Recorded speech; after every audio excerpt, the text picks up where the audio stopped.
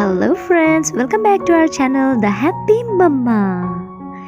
আজি আমি বনাবলৈ গৈ আছো পালেং শাকৰ পৰঠা। খাবলৈ একেবাৰে সোৱাদ লগা আৰু very healthy।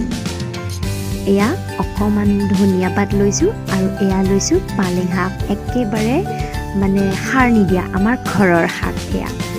এতিয়া এই ধনিয়া পাত আৰু পালেং শাকখিনি পিছি লম মিক্সিত। তাৰ পিছত লৈছো মই এয়া আটা, তাত দিছো অকমান নিমখ, 1 চামুচ দিছো মই চেনি আৰু ইয়াতে দি দিছো এয়া আজৱাইন, যাতে মানে গেছৰ মানে প্ৰব্লেম নহয় সেইকাৰণে মই আজৱাইন দিছো আৰু অকমান দিছো তাতে কালজিৰা।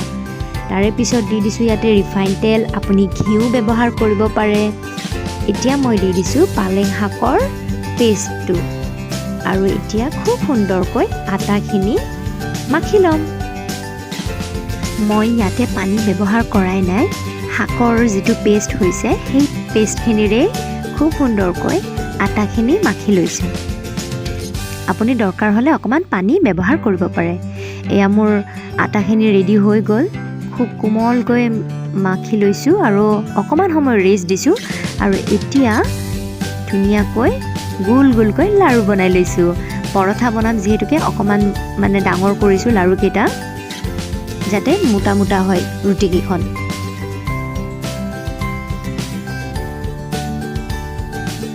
এয়া ধুনীয়াকৈ গোল কৰি বনাই ল'লোঁ আৰু এতিয়া মই অকমান আটা ছটিয়াই পেলাই ৰুটিকেইখন বেলি ল'ম।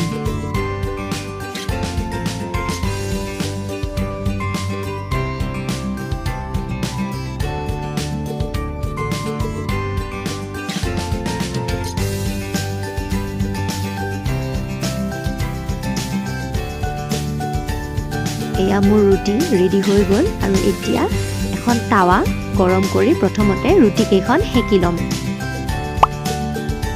প্ৰথমতে মই ঘি ব্যৱহাৰ নকৰোঁ, ঘি বা ৰিফাইন।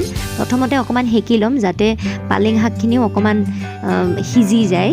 নহ'লে প্ৰথমতেই যদি মই ঘি ব্যৱহাৰ কৰোঁ তেতিয়াহ'লে মানে ক'লা পৰি যোৱাৰ চান্স থাকে বেছি সময় লুটিয়াই ভাজি থাকিলে। সেইকাৰণে অকণমান প্ৰথমতে শুকান তাৱাতেই বনাই লৈছোঁ, সেকি লৈছোঁ ৰুটিকেইখন। তাৰে পিছত মই ইয়াতে ঘি ব্যৱহাৰ কৰিছোঁ। ৰিফাইন তেলো ব্যৱহাৰ কৰিব পাৰে আপুনি। এতিয়া লুটিয়াই কম জুইত ৰুটিকেইখন সেকি ল'ম, পৰঠাকেইখন এনেকৈ ভাজি ল'ম।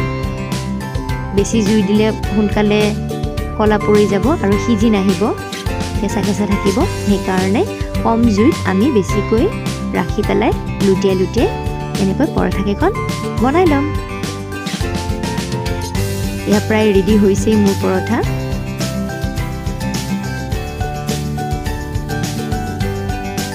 এতিয়া বাকী পৰঠাকেইখনো ঠিক তেনেকৈ বনাই ল'ম। আমাৰ paratha ready, very tasty and healthy. আপোনালোকেও ঘৰত বনাওক আৰু পৰিয়ালৰ সৈতে পৰিৱেশন কৰক। Don't forget to subscribe. নমস্কাৰ।